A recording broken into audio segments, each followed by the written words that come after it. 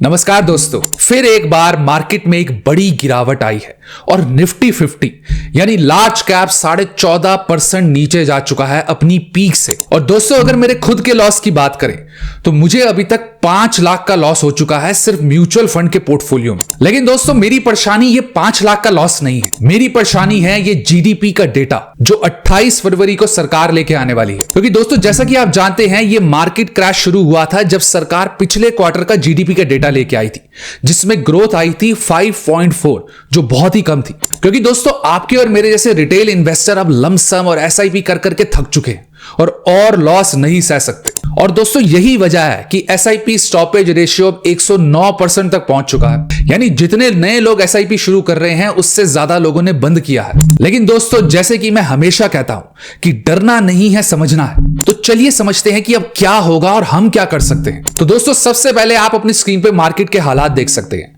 तो आप देखेंगे कि लार्ज कैप 14.5% गिर चुका है, मिड कैप 18% गिर चुका है और स्मॉल कैप अभी करीबन 23% तक गिर चुका है। अब दोस्तों, आप अपनी स्क्रीन पे मेरे म्यूचुअल फंड पोर्टफोलियो का XIRR देख सकते हैं, जो है 14.25%। और पिछली वीडियो में भी मैंने आपको दिखाया था, जो 16% से ज्यादा था। यानी पिछली वीडियो से आज तक ये 2% और गिर चुका है। लेकिन दोस्तों, आप अपना XIRR मेरे पोर्टफोलियो से कंपेयर मत करना, क्योंकि आप में से ज्यादातर इन्वेस्टर वो हैं जिन्होंने हाल ही में एसआईपी शुरू की है और उन सब के रिटर्न नेगेटिव होंगे। तो दोस्तों, सबसे पहले बात करते हैं मिड और स्मॉल कैप की, जहां सबसे ज्यादा डर है। तो दोस्तों, अब आप अपनी स्क्रीन पे मिड कैप रिटर्न्स का डेटा देख सकते हैं। तो जैसा कि आप देखेंगे कि जब से मिड कैप स्टार्ट हुआ है, तब से मिड कैप एवरेज रिटर्न देता है 15 से 16% का साल में, वो भी मतलब लॉन्ग टर्म में। लेकिन अगर आप 2020 से 2024 का डेटा पकड़ेंगे तो आप देख सकते हैं इन 4.5 सालों में 350% का रिटर्न दिया है मिड कैप। यानी ऑन एवरेज रिटर्न आता है 15 से 16% का लॉन्ग टर्म में। लेकिन अब आ गया 350% का, यानी 80% पर ईयर। तो दोस्तों, इससे क्या हुआ कि जबरदस्त ओवर वैल्यूएशन होती गई और आपने देखा ही होगा कि मिड कैप का पीई रेशियो कहां पहुंच गया था। दोस्तों, इसी वजह से मिड कैप की जबरदस्त करेक्शन चल रही है और करीबन 5 से 7% की करेक्शन और हो सकती है मिड कैप। अब दोस्तों, चलते हैं स्मॉल कैप पे। तो जैसा कि आप देख सकते हैं, स्मॉल कैप लॉन्ग रन में 18 से 19% का रिटर्न देता है। लेकिन दोस्तों, आप कोविड के बाद से देखेंगे 2020 से 2024 में 450% का रिटर्न दिया है स्मॉल कैप ने, यानी करीबन 100% हर साल। तो दोस्तों, यही कारण है कि स्मॉल कैप इतना ज्यादा गिर रहा है, यह करेक्शन हो रही है और इसमें भी करेक्शन अभी 5 से 7% की और होगी। तो दोस्तों, मिड और स्मॉल कैप की बात तो हो गई। अब मैं आपको बताता हूं कि अब मैं क्या कर रहा हूं और कैसे इन्वेस्ट कर रहा हूं। और अगर आपको कोई डाउट हो तो आप कमेंट बॉक्स में लिख सकते हैं।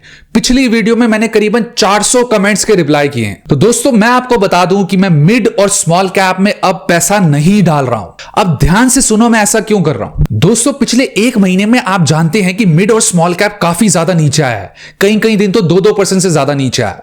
तो दोस्तों, मैंने क्या किया था कि पिछले 1 महीने में काफी ज्यादा लमसम किया है स्मॉल और मिड कैप में। लेकिन दोस्तों, अब क्या हुआ है कि मार्केट ऐसी जगह पे खड़ी है कि मैंने अपनी सारी इन्वेस्टमेंट लार्ज कैप यानी निफ्टी 50 में शुरू कर दी और स्मॉल और मिड कैप में मैंने अपनी इन्वेस्टमेंट बिल्कुल बंद कर दी। यानी मैंने अपना स्मॉल और मिड कैप बिल्कुल भी बेचा नहीं है, ना मैं बेचूंगा। लेकिन मैं अभी इस टाइम इन्वेस्टमेंट नहीं कर रहा हूं और इन दोनों को छोड़ के मैं लार्ज कैप में अपना पैसा डाल रहा हूं। लेकिन अब बात आएगी मैं ऐसा क्यों कर रहा हूं। तो दोस्तों, रीजन नंबर 1, आप अपनी स्क्रीन पे निफ्टी का वैल्यूएशन इंडिकेटर देख चुके हैं, जो मैं पहले भी दिखा चुका हूं। तो आप देख सकते हैं निफ्टी का करंट पीई है 20.26, जो 21 फरवरी का था। लेकिन आज क्या है, 24 फरवरी, यानी आज का ये और भी कम आएगा। तो आप देखेंगे कि निफ्टी इंडिकेटर ग्रीन में है, यानी लार्ज कैप निफ्टी 50 अब सस्ता हो चुका है और ये महंगा नहीं है और इसकी वैल्यूएशन बिल्कुल ठीक हो चुकी है। दोस्तों, दूसरा रीजन ये है कि मिड और स्मॉल कैप की वैल्यूएशन अभी भी बहुत ज्यादा है। तो अपने रिस्क को कम करने के लिए मैंने मिड और स्मॉल कैप में अभी इन्वेस्टमेंट बंद की है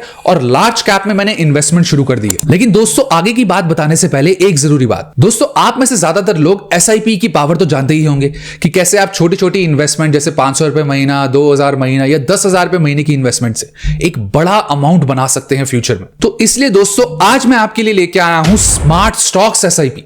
आपने म्यूचुअल फंड एसआईपी तो बहुत सुनी होंगी, लेकिन मैं बात कर रहा हूं स्टॉक एसआईपी। यानी आप किसी पर्टिकुलर स्टॉक में भी अब SIP शुरू कर सकते हैं, यानी एक सिस्टमैटिक मंथली इन्वेस्टमेंट स्टार्ट कर सकते हैं। और दोस्तों ये फीचर आपके लिए लेके आया है फायर्स ऐप, जो आज का हमारा वीडियो पार्टनर भी है। तो दोस्तों इसको और अच्छे से समझने के लिए सीधा चलते हैं फायर्स ऐप पे। तो दोस्तों अब आप अपनी स्क्रीन पे फायर्स ऐप देख सकते हैं, और स्मार्ट SIP करने के लिए आपको सिर्फ कोई भी स्टॉक सेलेक्ट करना है। तो मान लीजिए हम रिलायंस का एक स्टॉक सेलेक्ट करते हैं एग्जांपल के लिए, तो आपको सिर्फ बाय पे क्लिक करना है। उसके बाद आप एक ऑप्शन देख सकते हैं जिसमें लिखा होगा स्मार्ट, और वहां आप क्लिक करेंगे तो आपके सामने ऑप्शन आएगी स्मार्ट इक्विटी SIP की। आपको बस वहीं क्लिक करना है। तो दोस्तों फायर्स ऐप में आप स्मार्ट SIP दो तरीके से कर सकते हैं, या तो बाय क्वांटिटी या अमाउंट। इसका मतलब ये होता है दोस्तों, मान लीजिए किसी भी स्टॉक की अगर आपको 20 क्वांटिटी लेनी है तो आप वहां 20 लिख के और क्वांटिटी सेलेक्ट कर सकते हैं। इससे क्या होगा, आपकी हर महीने 20 क्वांटिटी बाय हो जाएंगी एक पर्टिकुलर स्टॉक की। वहीं दोस्तों दूसरा तरीका होता है अमाउंट, तो इसमें मैं अमाउंट की ऑप्शन सेलेक्ट कर सकता हूं। उसके नीचे दोस्तों आप देख सकते हैं फ्रीक्वेंसी, कि आप मंथली लेना चाहते हैं, डेली लेना चाहते हैं, क्वार्टरली लेना चाहते हैं, या ईयरली SIP करना चाहते हैं। तो जैसा भी आपको सही लगता है वैसे SIP स्टार्ट कर सकते हैं। तो मैं इस केस में मंथली SIP चूज करता हूं। उसके बाद दोस्तों आप SIP डेट सेलेक्ट कर सकते हैं, जैसे आप हर महीने के 5 तारीख को SIP चाहते हैं कि कट जाए आपके अकाउंट से, या 10 तारीख या 15 तारीख, जैसे भी आपको सूटेबल लगे। इसके अलावा दोस्तों फायर्स ऐप आपको कुछ एडवांस फीचर्स भी प्रोवाइड करता है स्मार्ट SIP के लिए। तो जैसे ही आप एडवांस फीचर पे क्लिक करेंगे तो आपके सामने 3 ऑप्शन आएंगे, जिसमें से पहला है प्राइस रेंज। दोस्तों प्राइस रेंज का मतलब होता है आप एक मैक्सिमम प्राइस और एक लोएस्ट प्राइस चूज करते हैं। इसका मतलब यह है कि जब भी वो स्टॉक उस प्राइस रेंज के अंदर रहेगा तब तक आपकी SIP कटती रहेगी, और जब भी वो इस प्राइस रेंज के ऊपर या नीचे जाएगा तो वो आपकी SIP बंद हो जाएगी। दूसरा ऑप्शन है दोस्तों स्टेप अप। दोस्तों स्टेप अप SIP का मतलब होता है कि आप हर महीने, क्वार्टरली या हर साल से SIP का अमाउंट बढ़ाना चाहते हैं। तो मैं क्या कर सकता हूं कि मैं इसमें फ्रीक्वेंसी चूज कर सकता हूं कि मंथली, ईयरली या कैसे भी मुझे बढ़ाना है, और मैं उसका स्टेप अप अमाउंट लिख के हर महीने स्टेप अप SIP भी कर सकता हूं। और दोस्तों तीसरी ऑप्शन है एक्सपायरी कंडीशन,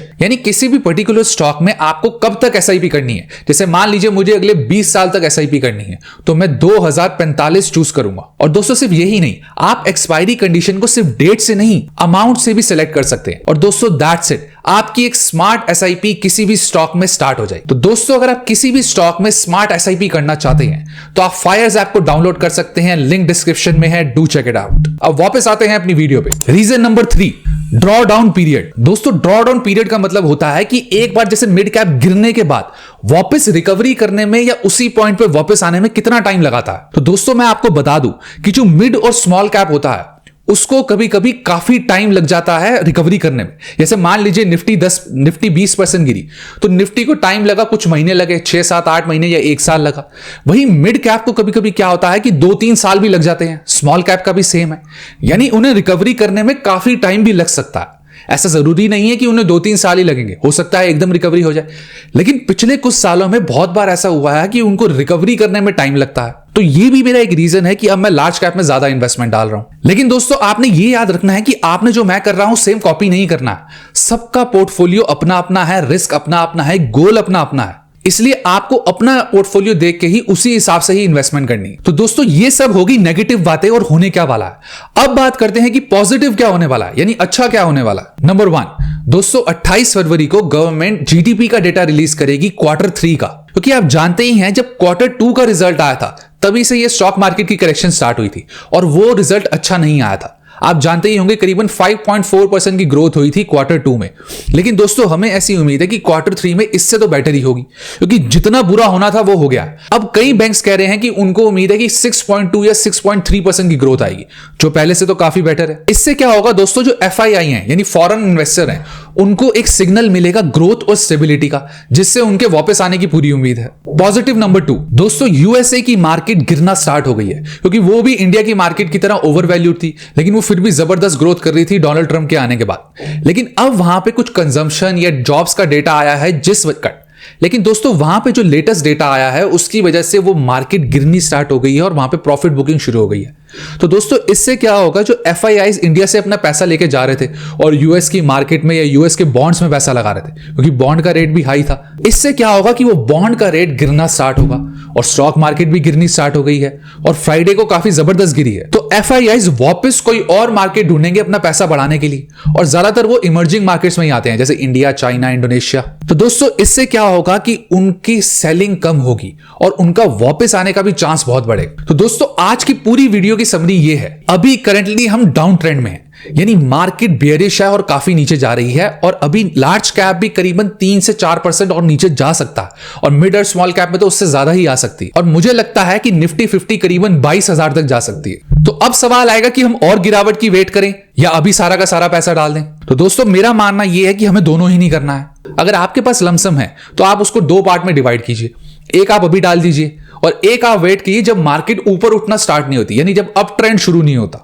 उससे पहले बिल्कुल इन्वेस्टमेंट ना डालें। फिर तीसरा सवाल आएगा कि खरीदे तो क्या खरीदे। तो दोस्तों ये हर किसी के अपने पोर्टफोलियो पे डिपेंड करता है और रिस्क टेकिंग एबिलिटी पे डिपेंड करता है। चौथा सवाल आएगा कि मिड और स्मॉल कैप अभी काफी सस्ते में मिल रहे हैं, तो उसका जवाब है बिल्कुल नहीं, और अभी और करेक्शन आएगी। तो दोस्तों मैं उम्मीद करता हूं कि आपके सारे सवालों के जवाब आपको क्लियर हो गए होंगे, और इसके सिवा भी आपकी कोई भी क्वेरी हो तो आप कमेंट बॉक्स में लिख सकते हैं। और दोस्तों अगर आप फायर्स ऐप में स्मार्ट SIP स्टार्ट करना चाहते हैं तो लिंक डिस्क्रिप्शन में है, आप डाउनलोड कर सकते हैं। अब मिलेंगे ऐसी ही अगली इंटरेस्टिंग yet informative वीडियो में। तब तक के लिए do like, share, comment and subscribe to my YouTube channel which is Money Right।